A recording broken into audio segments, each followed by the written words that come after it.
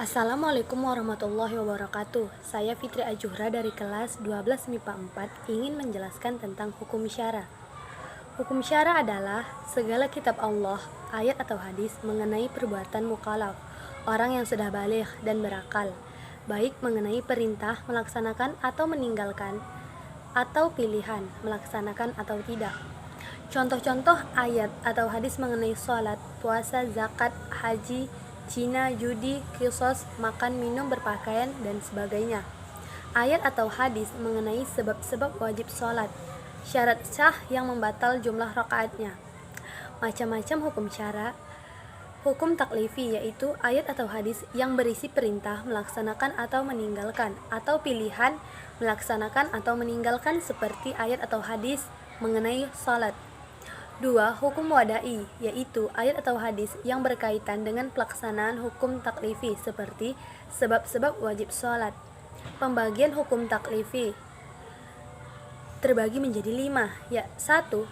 Ijab atau wajib, yaitu ayat atau hadis yang berisi perintah melaksanakan dengan redaksi yang tegas dan ada sanksi jika tidak dilaksanakan. 2. Nadab atau sunnah, yaitu ayat atau hadis yang berisi perintah melaksanakan dengan redaksi yang tidak tegas dan tidak ada sanksi jika tidak dilaksanakan. 3. Tahrim atau haram, yaitu ayat atau hadis yang berisi perintah meninggalkan larangan dengan redaksi yang tegas dan ada sanksi mengenai larangan berzina. 4. Korohah atau makruh, yaitu ayat atau hadis yang berisi perintah meninggalkan dengan redaksi yang tidak tegas dan tidak ada sanksi jika dilanggar. 5. Ibahah atau mubah, yaitu ayat atau hadis yang berisi pilihan, boleh dikerjakan atau ditinggalkan, dan tidak ada sanksi kalau dikerjakan. Pembagian hukum wada'i. 1. Sebab, yaitu segala yang keberadaannya mengakibatkan adanya hukum, dan jika keberadaannya hilang, maka hukum hilang, seperti datangnya bulan Ramadan menjadi sebab wajibnya puasa Ramadan. 2. Syarat, yaitu segala hal yang harus ada sebelum pelaksanaan yang diperintahkan, seperti sebelum sholat harus wudhu terlebih dahulu. Kalau syarat sudah dilakukan, tidak otomatis mengakibatkan adanya hukum, seperti tidak setiap orang yang mengambil wudhu harus sholat, tapi sholat tidak sah tanpa wudhu.